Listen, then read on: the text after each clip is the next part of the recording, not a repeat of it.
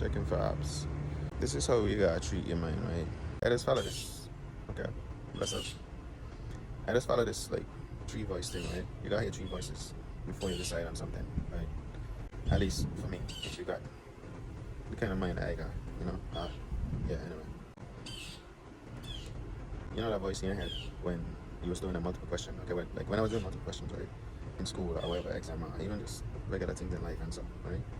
And you step back, you watch your options, right? You get like the first response like fast, like immediately. As soon as you watch the papers, like, oh, A, right? Oh, A. And then you got a second voice that say, oh, maybe it ain't A, maybe it's C, right? And you go with C, right? Normally, are you? But I would start to go back and forth sometimes with, oh, maybe it could be A. Why would it be C, right? But then I stop there and I go back to the previous decision of C, right? Problem is, I should have finished that thought because I learn as I go on my, you know, self-improvement journey through life and as a whole, right? Like, you're supposed to input that third voice that's supposed to come from you. You got to finish the sentence and try to figure out, like, okay, what was the answer to that question? You know, you started reasoning as to like why would be A or C, right? You got to finish reasoning with yourself before you decide. Finally, it might be the same answer. It could still be A, or it could be C. Whatever you decide to go with, right? What right for you? As you look back in hindsight, this is just to make you think about things that you already experienced and realize like, oh yeah, if I did do this, then da da da. Not to feel about it, however, but just to learn from the experiences that you already got, right?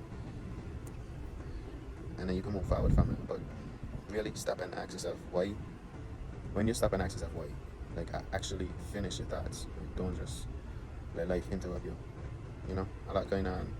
A lot can always be going on, but you can be chilling too. You know what I mean? Finish your thoughts all the time. Try to finish them as much as you could. Anyway. No advice. No advice. You ain't gotta listen to none. Nobody tell you. But you ain't gotta ignore it either. You know what I mean? Analyze everything. Fit it to your life and your situation.